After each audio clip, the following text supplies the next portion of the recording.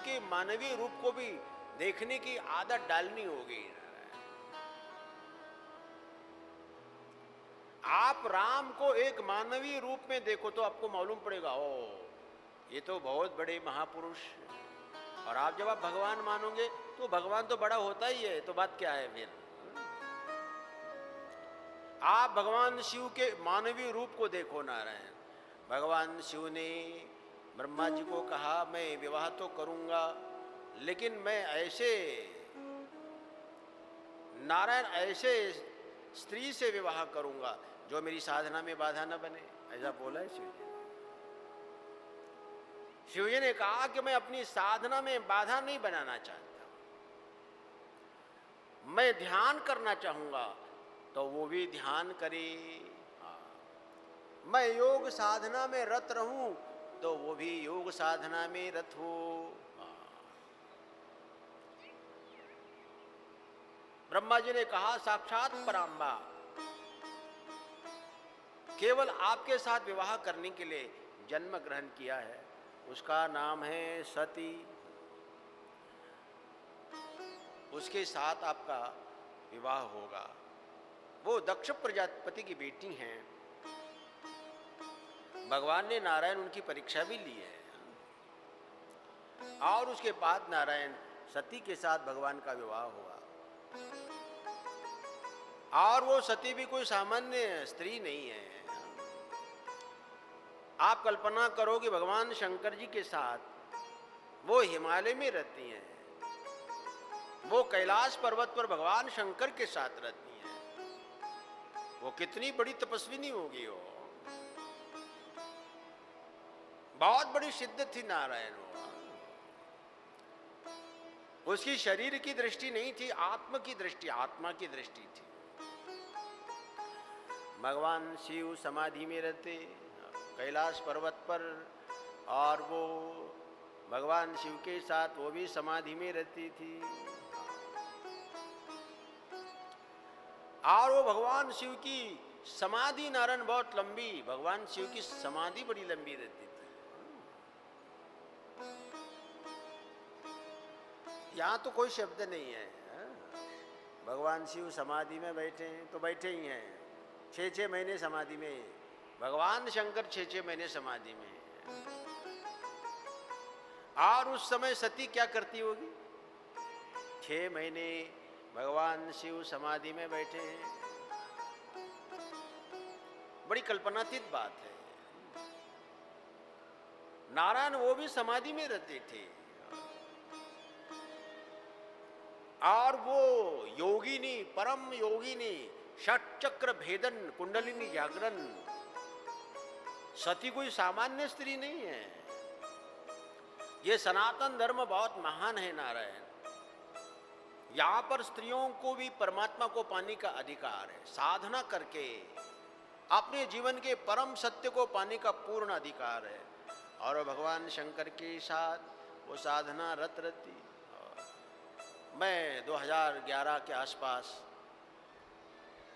चारों धाम की यात्रा पर गया था नारायण, और उसके पहले भी 93 में ज्ञानदेव जी महाराज जी की मंडली के साथ में चारों धाम की यात्रा पर गया था मंडली के साथ। मैं बहुत छोटा था उस समय, सफेद कपड़े में था। करीब 100 साधु थे नारायण, ओ बहुत मोटे मोटे ऐसे महात्मा, पंजाबी लोग ले जा रहे थे, भूरी वाले, अमृतसर वाले। बहुत सारी गाड़ियां थी, व्यवस्था बहुत अच्छी थी। और वो चारों धाम की यात्रा के क्रम में हम लोग गंगोत्री गए नारायण, और गंगोत्री से भी ऊपर 6 किलोमीटर एक बहुत सुंदर स्थान है, उसको नंदनवन बोलते हैं। नंदन, हम लोग करीब 5-6 साधु थे कम उम्र के, और हमने निर्णय लिया चलो गंगोत्री से ऊपर गोमुख, और गोमुख से भी ऊपर 8 किलोमीटर नारायण वो नंदनवन, बहुत सुंदर स्थान है। हम लोग चले गए वहां। अरे बड़ा सुंदर स्थान दिनेश,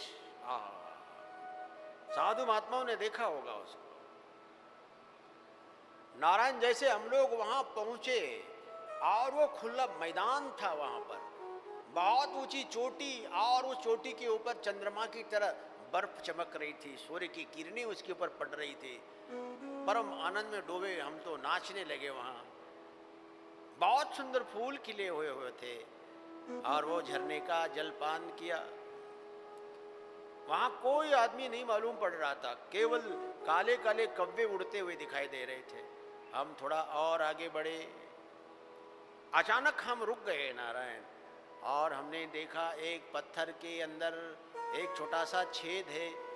हम दौड़ते हुए वहां पहुंचे, छोटा सा एक दरवाजा था, और हमने अंदर झांक के देखा तो एक माताजी बैठी हुई थी अंदर,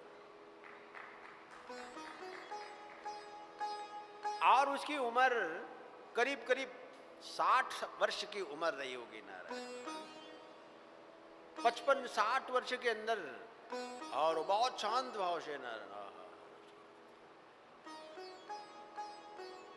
उन्होंने इशारा नहीं किया हमको, हमारे जाने से उसके ऊपर कोई प्रभाव नहीं पड़ा। हम लोग धीरे धीरे अंदर गए और उसके ऊपर प्रणाम करके बैठ गए ना। अरे वो ऐसी दिव्य मूर्ति थी, वो दक्षिण भारत की थी। उन्होंने तो नहीं बोला कि मैं दक्षिण भारत की हूं, उसकी भाषा से मालूम पड़ा।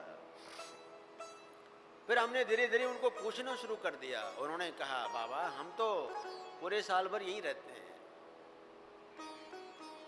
और जब यहाँ बर्फ गिरती है तो 8 महीने तक, बोले यहाँ कोई आदमी नहीं आता है, 8 महीने तक यहाँ से कोई नीचे नहीं उतरता, और न नीचे का कोई ऊपर आता है।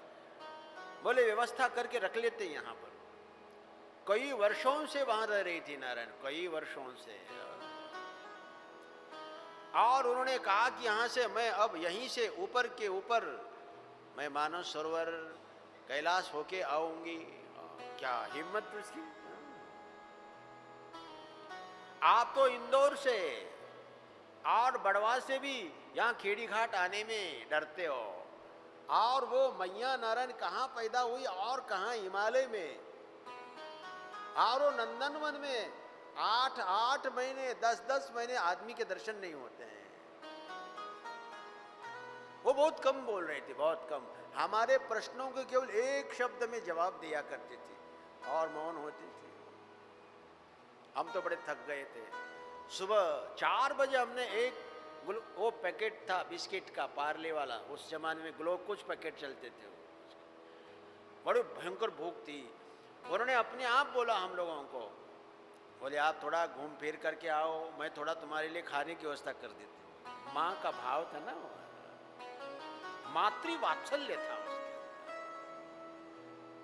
हम लोग चले गए नारायण और घूमने फिरने लगे। बड़ा भारी विशाल वो क्षेत्र था, परम आनंद। आहा, क्या बताए भाई। हम करीब आधा घंटे के बाद वापस आए नारायण, और उन्हें चावल और सब्जी बना के रखी थी। वो मिक्स सब्जी थी, वो पतली पतली मिक्स सब्जी बनाई थी, और वो छोटे छोटे प्लेट थे और उसमें डाल के हमको दी। बड़ी आश्चर्य की बात है, और इतना इतना चावल था वो, और जिसे खाए ना तो ऐसा लगा कि हमारा भर पेट। और था वो प्लेट धो करके जैसे हमने रखा, और उस माता ने बोला, बाबा अभी आप तुम जल्दी से जल्दी यहाँ से चले जाओ। बोले मेरा नियम है, रात में यहाँ नहीं रुकने देती हूँ मैं, किसी को भी नहीं रुकने देती हूँ मैं, और जितना विलंब करोगे उतना ही तुम्हारे लिए रास्ता कठिन बनेगा। बोले जहाँ पर तुम हो यहाँ से 8 किलोमीटर का रास्ता बहुत खतरनाक है, और अभी 2 बजे के बाद बारिश शुरू हो जाएगी, और बारिश शुरू होने के बाद तुम नीचे नहीं उतर पाओगे।